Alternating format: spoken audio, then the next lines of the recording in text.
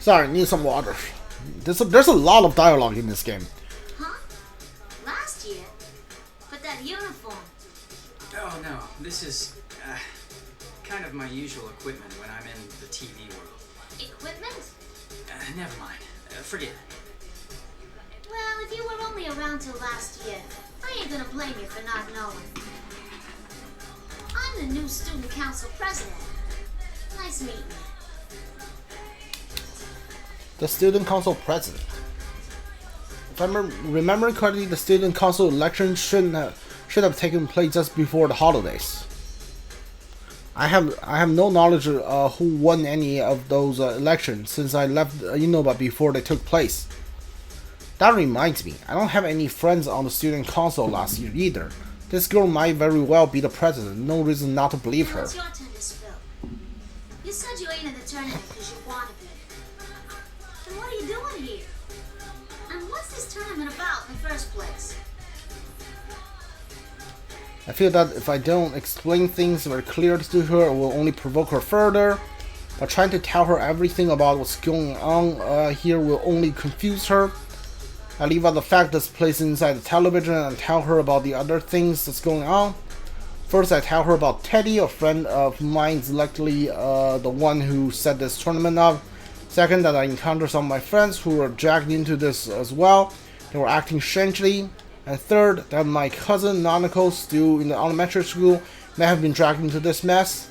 The girl calling herself the student council president seems spectacle while I talked, but eventually see. So if I got this right, you didn't start this, but your friend. Well, you don't seem like you're lying. It seems that she somehow grasped the gasp of what I was trying to say. I thank her out of politeness, but she laughed and asked why I'm thanking her. There's still one more difficult task left behind. How do I make her understand that this is wishing another world? One accessed by going through a TV screen. Still appear to be energetic, but this doesn't change the fact that she's in danger. I have to get off this world no matter what. Where did that sound come from? That sounded like it came from the gym. I ought to tell you to go home, but I get that you're worried about your sis. Come on, let's go check it out. We both start running at the same time. I reach my full running speed when something occurs to me.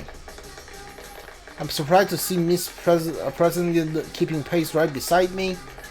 The standing still in this world could have been strenuous for a normal person, but she doesn't even seem to be out of breath. She's quite impressive. I take a moment to quietly praise the girl running next to me.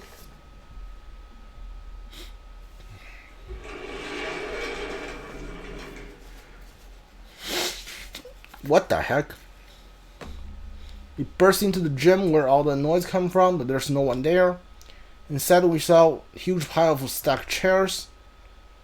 They're twisted on interwoven everything in the open floor of the gym, forming a huge tower that reaches almost the ceiling. What is this? Who go to all this trouble? Girls stare up at the chair, seemingly dumbfounded. Suddenly, the monitor in the gym flickers to life, and unexpected Teddy appears again in that costume. You want a hot date, Sensei? Well, that's fine with me, of course. But shouldn't you keep your mind on the fighting? Wow, you look so mortified. That's the face I was hoping to see. He's not saying anything completely straight, but he's obviously hinting that he knows I'm worried about Nanako. I know that saving Nanako is important, but I can't leave Miss President here alone and abandon her in this world either. Still, I feel Teddy's sword causing me to doubt myself, and Miss President raises her voice. Hey, you! You're the ringleader of this mess, aren't you? What's the idea? Raising a ruckus like this without running it by the student council. Pack it in and clean all this up already. she speaks as fast as clearly as she had when I first met her. After getting a clear look at her, I feel like I've come to realize where she gets her courage from. She truly wishes to protect her school. Her strong awareness of duty surpasses her fear. But Teddy on the monitor looks annoyed and sneers at Miss President. It's incredibly distasteful, but I can't believe that Teddy can even make such a malice expression. I'm in the middle of an important conversation with Sensei. And Jackie's little nut like you should be nuzzled and sit in the corner. Sit, puppy, sit. He has absolutely no intent of dealing with her seriously. Miss President turns bright red in humiliation from being brushed off like that. This is enough. I take a step forward and put myself between the monitor and Miss President. I'll take it from here. It's alright. There's nothing to worry about. Miss President's lips are trembling. She must be angry that there's nothing she can do herself. I don't want that anger to be in vain, so I turn to face Teddy on the monitor. Harsh, Teddy. Hard to believe a womanizer like you would say such things. What's so attractive about a shameless liar like her? Liar. You know something about her? The way he said makes it sound as if there's some history between the two of them. But as usual, he doesn't bother giving any detail in his answers. Sensei, your opponent's getting tired of waiting for you. With the next challenger, come on down.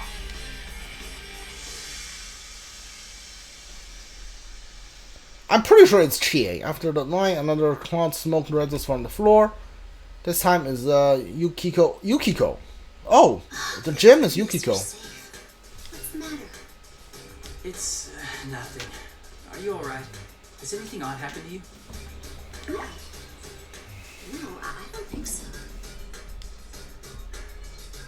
Yukiko seems alarmed to see me in a defensive position.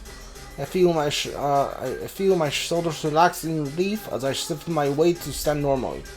It seems that she hasn't been affected like Yusuke had. I don't think I've been that tense though. Now that Yukiko I remember, she's as sharp as always, especially when we need her. If she's not being confused, I can immediately ask for help.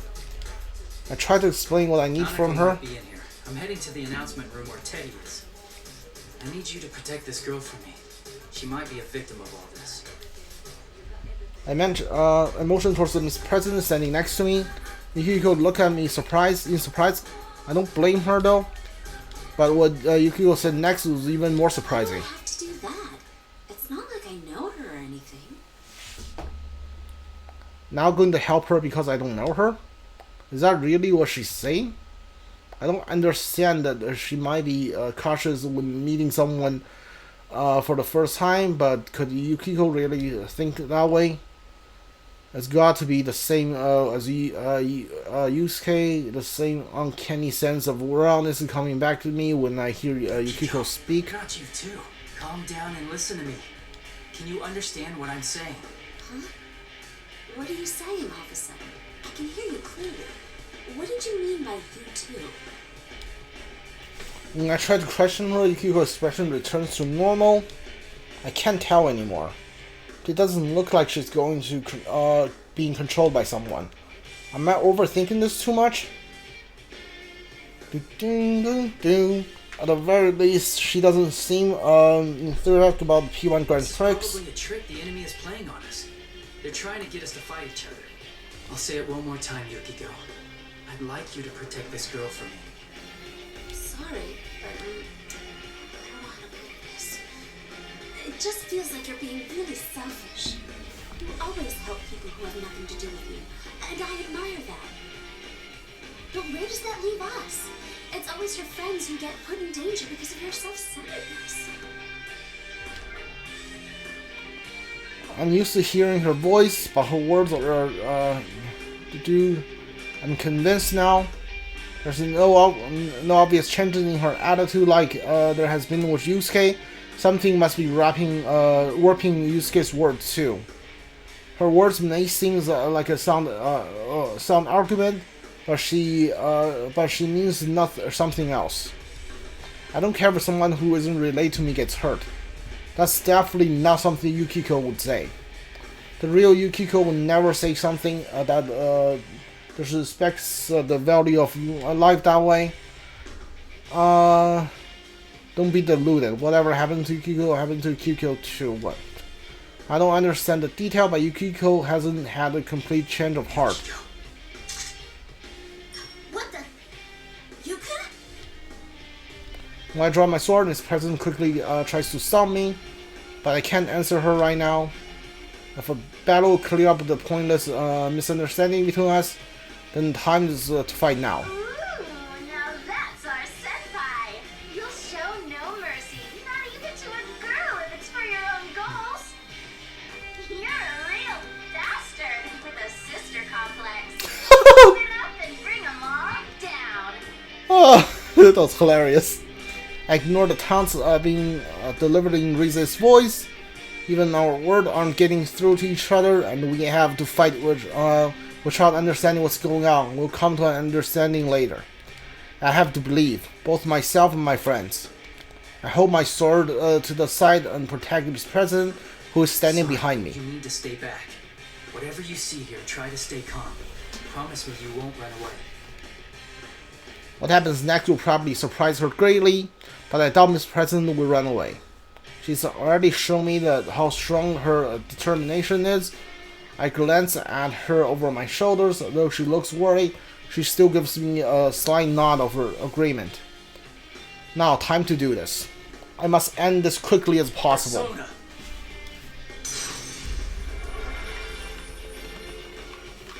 I concentrate on my senses to summon my strength from my heart. My persona Izagami. If I allow myself to go easy on Yusuke, she will surely defeat me.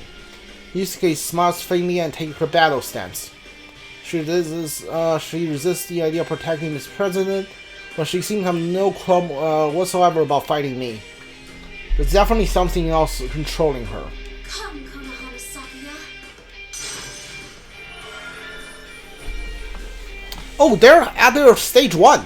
Yusuke, like her forms graceful, and the persona, that's what the usual Yukiko would have a beautiful heart like this. Wait for me, I will save you.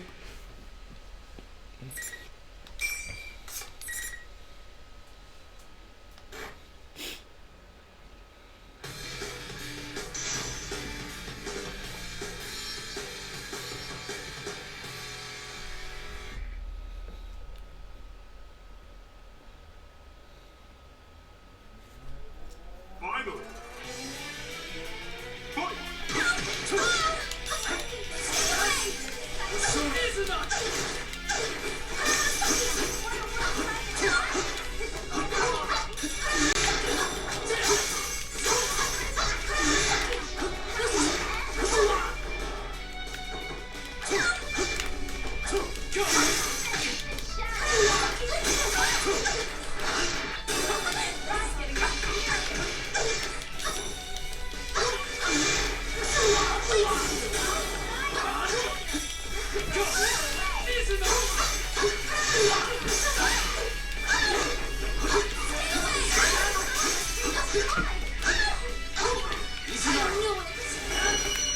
Alright.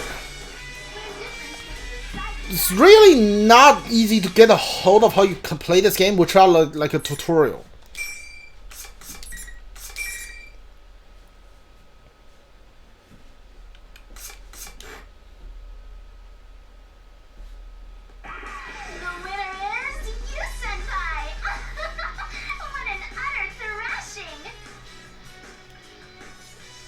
Control guide. Okay, that's the pause, text speed, normal, story select, main menu. Alright. I love all this animosity! These cocky, self-righteous friends showing how they really feel by beating the crap out of each other. That's the real thrill of a P-1 Grand Prix! I don't have to hear any more from Teddy's suggests. I still have reservations about fighting against my friends, but I know now there's no other way to save them. I'm resolved to do what must be done. Also, there's no knowing if Teddy and Rize have been affected, just like Yusuke and Yukiko had. If they are, then there's no use trying to talk to them through the monitor like this. That's the conclusion I came to, but Miss President seems to have other ideas. How much further are you gonna push this? Why are you doing it anyway? These guys are friends. What's so much fun about making friends fight each other? Miss President vents her frustration at Teddy's image on the monitor. I was a bit surprised at how she worded it. She seems more upset that she was making friends fight each other. Now, why he dragged the entire school into this mess? Well, only just met. She clearly sympathizes with us and understands the pain we're going through. I'm embarrassed but proud at the same time. A girl with such compassion would be a great student council president. It's no wonder she's elected as the representative student body of the Megami High. It's not alright. This is... She's still worked up. She lashes out at me. Perhaps her heart is a little too honest. But her anger sets my mind at ease. She's right. What General Teddy is doing right now cannot now be forgiven. I glare at the monitor. Sorry, but you're not getting your wish. What? Did you think this would be all it took to break us apart? That it would make us hate each other? Sorry to say, but that's a huge mistake on your part. I believe in my friends. They'll never get taken in like that. They're so stupid. What kind of sensei are you? I'm warning you now. If you really are Teddy, then we'll get you back to normal no matter what it takes. Even if it costs us our lives. But if you're an imposter, hiding behind Teddy's face, I will make you pay for toying with us.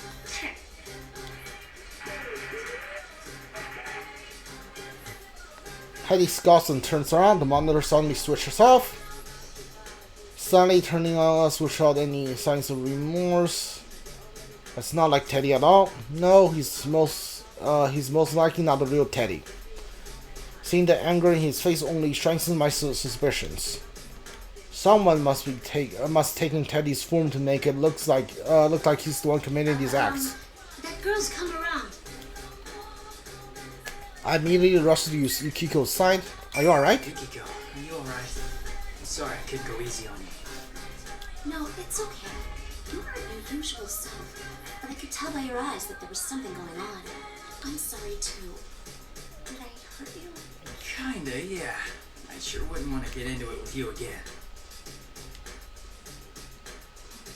I tried to pass it off as a joke. We looked at each other and laughed. Things are going to be the same way they have with Yusuke. It's becoming clear now. Did I say things that offended you earlier? Yes. You did. Yukiko hesitated, as if even remembering as a difficult experience. What in the world did my illusion say to her? And that was something horrible. Whoever's doing this is certainly finding the most annoying way to getting us to fight. But what I supposedly said to her doesn't matter. Yukiko's still hesitating to bring it up. I can tell she's worried about it. I don't need to know what I said. I just wanted to see if my guess was right. It looks like our enemy has the power to confuse our senses. My first opponent was Yosuke, and he told me a similar story after we fought. You said something bad to Yosuke-kun too? What did you tell her? You sure you want to know? If I'm the one admitting to what happened, that's not fair, is it? But curiosity lines Yukiko on now. I invaded the issue with a smile and called Miss President, who's standing behind us. What kind of people are you? Oh, right. We used our personas. Yeah, we should at least explain to her what's going on. She did see everything that had just happened. This would be a good opportunity to tell her everything. I introduced Miss President to Yukiko and each other and filled in what parts I had left out in my previous explanation. I tell her about personas. I tell her we're actually in a world inside the television. And I tell her how to do the senior chanted according to the heart of people who entered it. She looks doubtful while I'm talking, but considering what she just seen our personas only moments ago, she doesn't immediately deny it. Still, it seems that she can't accept it all either. She crosses her arm if losing thought. On the other hand, it seems Yukiko don't know that Yushigami High had a new student council president either. Yukiko apologizes for not having paid attention to the election in April. You need some water again. Man, this game has a lot of dialogue.